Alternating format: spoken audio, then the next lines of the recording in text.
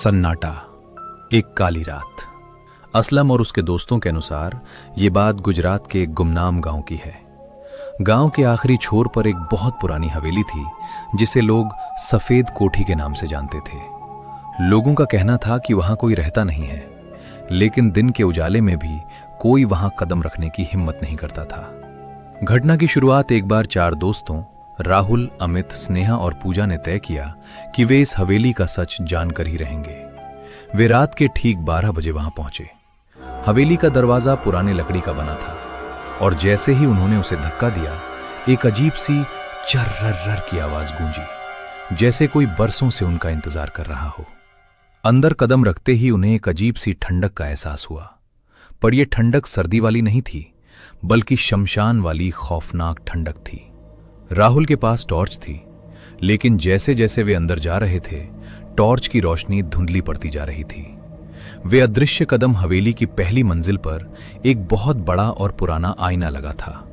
जैसे ही स्नेहा उस आईने के पास से गुजरी, उसे महसूस हुआ कि कोई उसके बालों से खेल रहा है। उसने झटके से पीछे मुड़कर देखा, पर वहां कोई नहीं था। लेकिन जैसे ही वो वापस आईने की तरफ मुड़ी, उसने देखा कि उसके प्रतिबिंब के पीछे एक काली परछाई खड़ी थी।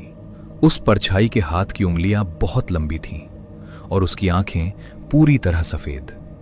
भागो! अमित जोर से चिल्लाया, लेकिन जैसे ही उन्होंने नीचे की तरफ भागने की कोशिश की, उन्हें लगा कि सीढ़ियां बदल रही हैं। वे जितना नीचे उतरने की कोशिश करते, उतना ही ऊपर पहुंच जाते। वे एक भूल भुलैया में फंस चुके थे। रात का खौफनाक अनुभव।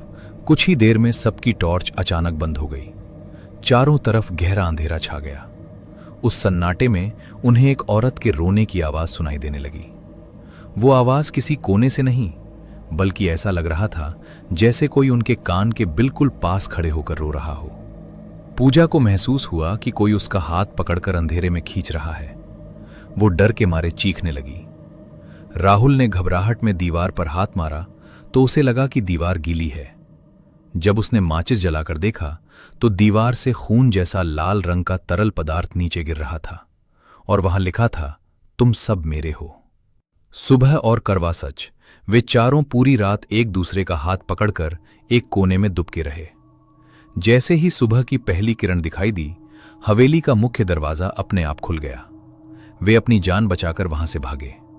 बाद में गांव के बुजुर्गों ने बताया कि उस हवेली में सालों पहले एक परिवार को जिंदा जला दिया गया था और तब से उनकी आत्माएं वहीं भटक रही हैं। आज भी राहुल और उसके दोस्त जब रात को अपने घरों में सोते हैं तो उन्हें वही अजीब सी ठंडक महसूस होती है। उन्हें लगता है कि उस हवेली से कोई चीज उनके साथ उनके घर तक आ गई है।